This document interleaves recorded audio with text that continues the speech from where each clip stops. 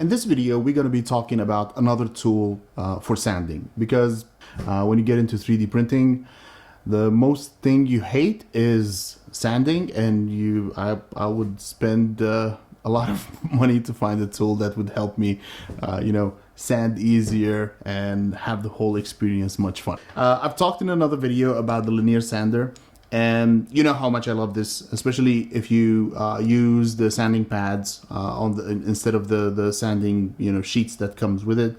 Just makes your life easier.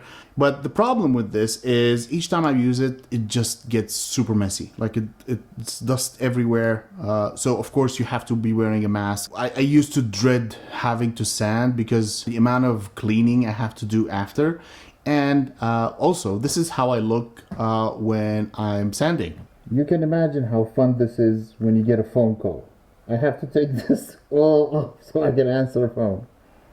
Yeah. So you have the mask, glasses. If I'm doing tiny parts, I'm going to have the magnifying glasses on.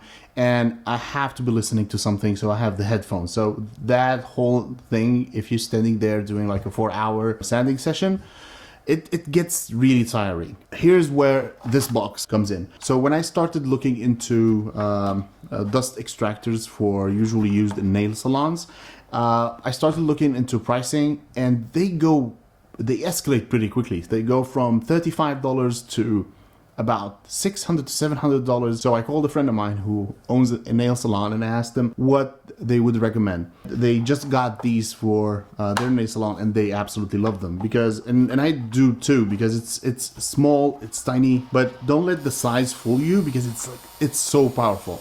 This is a 120 watts. It comes with 3 intensity levels.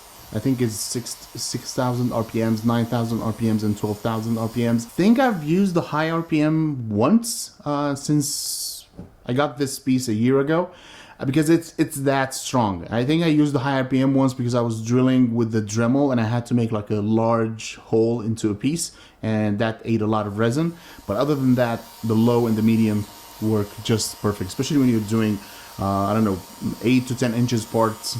They work just perfectly. If you're gonna get one of these, I left a link in the description if you want to help out the channel. The one thing you have to look into this when you're buying one, make sure the fan is a turbine and not your regular fans, and please don't buy those, even if they're cheaper. I bought one with 3 regular fans into it, and they're just trash.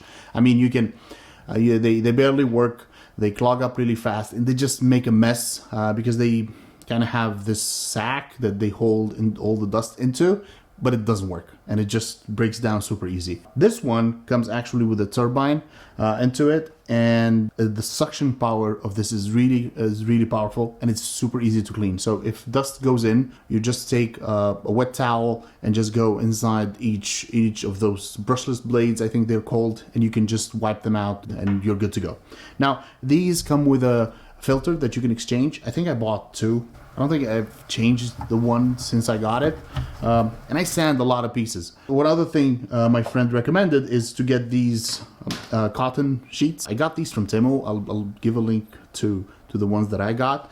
And what you do is you put them on top of your filter, and it just extends the life of the filter.